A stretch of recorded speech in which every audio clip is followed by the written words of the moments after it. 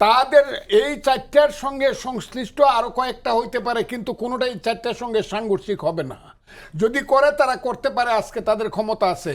আমাকে যদি না মেরে ফেলে, আমি কারো শক্তিতে বলতেছি না, আমি যেহেতু আল্লাহ বিশ্বাস করি, আল্লাহর শক্তিতে এবং আল্লাহর যে শ্রেষ্ঠ সম্পদ আশরাফুল মখলুকাদের শক্তিতে আমি বলতেছি, সংবিধান পরিবর্তন করে কোনো ধরনের করলে পরে এটার বিরুদ্ধে কিন্তু আমি দাঁড়াবই।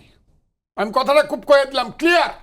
সংবিধান পরিবর্তন করলে আমি দাঁড়াবো, মুক্তিযোদ্ধারা দাঁড়াবে। যারা মুক্তি এবং মুক্তিযোদ্ধাদের সন্তান যদি কেউ হয়ে থাকে, আমার রক্তে যদি কেউ জন্মগ্রহণ করে থাকে, সেও কিন্তু দাঁড়াবে যে মুক্তিযুদ্ধের যে চার নীতি, এটার বাইরে আমরা মানি না। পরে তোমরা লাগাইলো যাতে সাংঘর্ষিক না হোক, এটা খুব ক্লিয়ার। আমার কাছে খুব অপমানজনক মনে হয় ওনারা এই দেশটাকে অপমান করতেছেন, এই দেশের মানুষকে, মুক্তিযুদ্ধকে ওনারা অপমান করতেছেন।